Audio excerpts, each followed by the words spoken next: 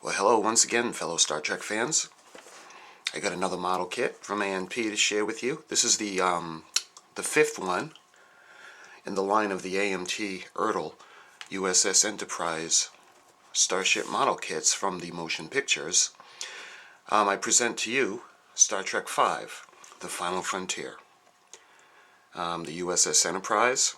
There are a number of additions and changes to the kit that I'll get to, and I'll show you. This is the fifth installment in the Star Trek film franchise, The Final Frontier. There's a lot to get to in the movie. Well, the movie shows the bond between Kirk, Spock, and Dr. McCoy, and introduces us to Mr. Spock's, well, part of his family, his stepbrother, Sybok. Sybok is the renegade Vulcan that rejects the Vulcan philosophy of logic, and he embraces the Vulcan philosophy of the passion from the ancient Vulcans, which is forbidden to Vulcans in present time. He ends up going to Nimbus 3 and taking captive representatives from the Federation, from the Romulan Empire, and from the Klingon Empire.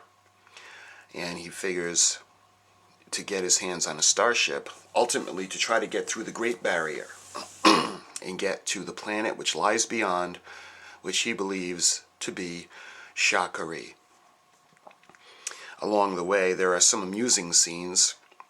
Captain Kirk, Mr. Spock, and Dr. McCoy are on shore leave, and they're camping.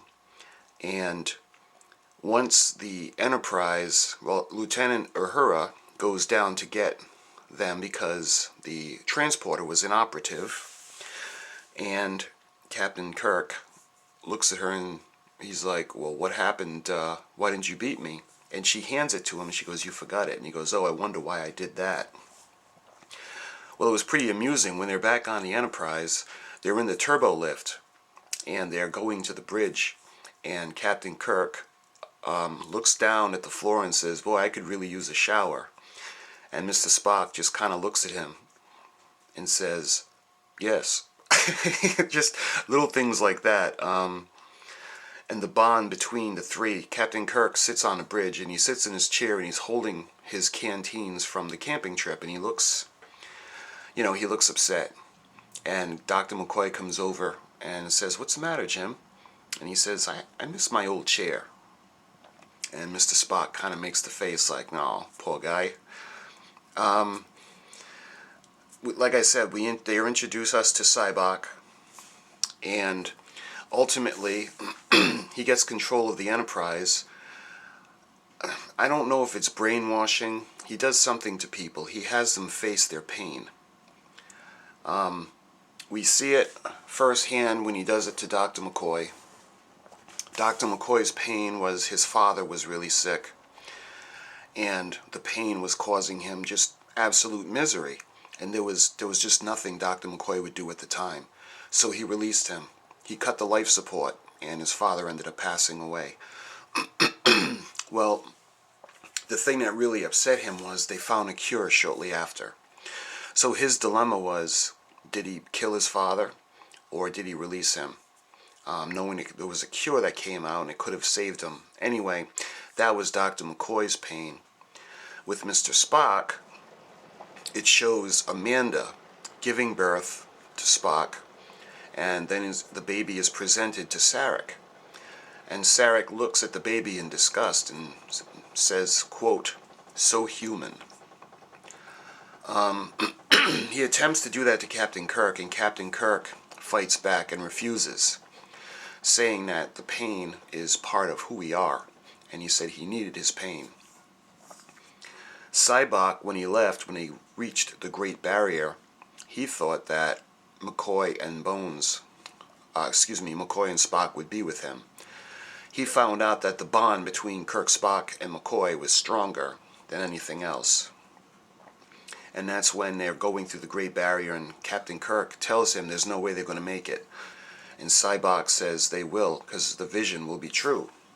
And Kirk goes, the vision? And he goes, Sybok goes, given to me by God. So at that point, Kirk thinks he is crazy. Eventually they do end up getting through the Great Barrier, and they find the planet. But it's funny because this kit features the Enterprise, the NCC 1701A, and remember, in Star Trek IV, we were only briefly introduced to it at the end of the film. We get to see more of it in Part 5, and remember, the Enterprise A was the Yorktown, and I'm going to get into that in the history a lot more when I do the Polar Lights 350 scale Enterprise A, but I'm going to get into that. The Yorktown was hastily refitted into the Enterprise A, and it shows all the problems that they're having with it at the beginning of Star Trek V. Mr. Scott is working on it, and it's pretty much in disarray. They end up needing to use the Enterprise not because of the ship itself, but because it was Captain Kirk that Starfleet needed to handle the hostage situation on Nimbus 3. There is, when it comes to ships in Star Trek V, we briefly see the Excelsior in space dock. We see a Klingon bird of prey. We see the Enterprise A, of course. And we also see something that brings us to one of the features of this model kit. We see an addition of a shuttlecraft. Let me show that to you. Shuttlecraft for the Enterprise. And we were introduced to the shuttle because it's used quite a bit. It goes to pick up the party from shore leave. It goes down to Nimbus 3. And it's funny because when they're coming back from Nimbus 3, once Sybok captured the crew, well, captured Spock and Kirk and Scotty and Uhura and the others that were captured, they're going back and the shields are up because there's a Klingon bird of prey in the area that's getting ready to attack the ship. And because the tractor beam needs to be engaged to guide the shuttlecraft back in, and the shields need to be lowered, they know that that's an impossibility when they were coming up. Now, Chekhov ordered red alert and the shields up. Sybok refused to leave to go back to the planet, so they had to implement, which Kirk called the Plan B. And what ended up happening was they manually flew the shuttle into the shuttle bay of the Enterprise while they lowered the shields and then raised them right away and ended up crashing. But it made it safe, and the Enterprise was able to warp out of orbit before the torpedo hit from the Klingon bird of prey. The Klingon bird of prey, the commander with the crazy hair, I believe it was Commander Kor. He was after James T. Kirk as a, quote, renegade. And ultimately, the Klingon ambassador, he was Clore. The Klingon ambassador, I think he uses his rank for the renegade Klingon commander Clog, something like that. I may be wrong on that. Commander Clog. Anyway, it's the ambassador, General Kor, that overrides him, uses his rank. And the Klingon bird of prey actually is what saves Captain Kirk from the entity on the planet. The entity is presenting itself as the god of Shakari because that's what Sybok wanted. He finds out very quickly when Captain Kirk asks what God needs with a starship, and he becomes angry and he starts attacking Captain Kirk and Mr. Spock. It is later revealed that is not the god of Shakari. Ultimately, the Klingon disruptors save Captain Kirk by shooting it as it's about to attack the captain. And there's another tender moment between Captain Kirk and Mr. Spock at the end, when after Kirk is saved by Mr. Spock. It's funny, he goes to hug Mr. Spock on the Klingon ship, and Mr. Spock says Captain, not in front of the Klingons. So this model kit, in conjunction with the film, adds a shuttle as a new feature. The box art for the film, for the kit, excuse me, you can see it's got some nice background. It's got the stars, gaseous clouds, and there's a planet. And you can see it's not level. It's tilted as if it's trying to, fly or maneuver. And it's something that Polar Lights would later use on the release of the Enterprise A, where it's kind of tilted and it shows a different angle, a really nice angle. Incidentally, this kit is inspired by the Enterprise A, and this one specifically is the Enterprise A. We'll be doing this at some point in the future. But let me show you the box art on this. It's going back to actually showing the finished model kit on the side of the box. To show you, it shows well, let me just go to the beginning. It says detailed plastic model kit includes new shuttlecraft. And then it goes back to the same features. USS Enterprise, over 22 inches long, assembled. Includes display stand and authentic decals. And like I've done for each of the previous 4, I'll show you stills and photographs of the decal sheet for this model kit, some of the instructions as well, and parts from the box and the kit. USS Enterprise and shuttlecraft. For the display stand part, it shows you the finished model. You can't really see the stand that well.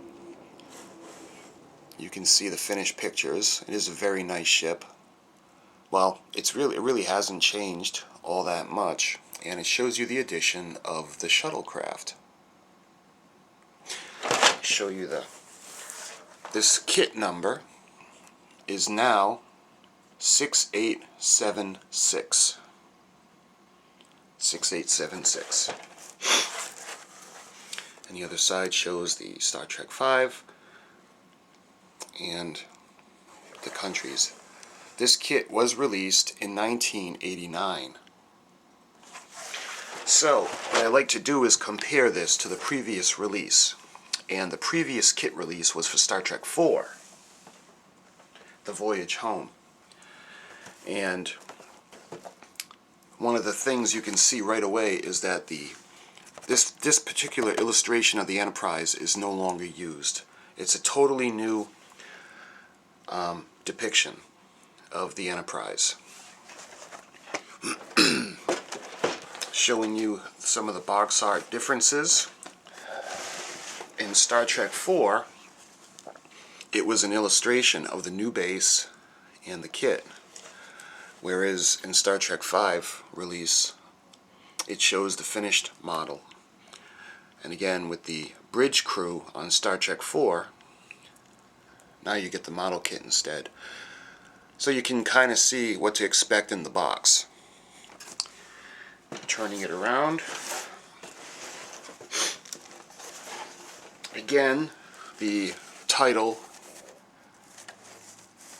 is in the title of the box, the title of the movie. And there's all the countries and different languages and the release dates. So, again, The Voyage Home was the last release of the kit that showed the illustration of the Enterprise from the first 3. So the first 4 issues of this kit had this depiction. Of course, it was touched up and altered. And Star Trek V shows the addition of the brand new illustration of the Enterprise.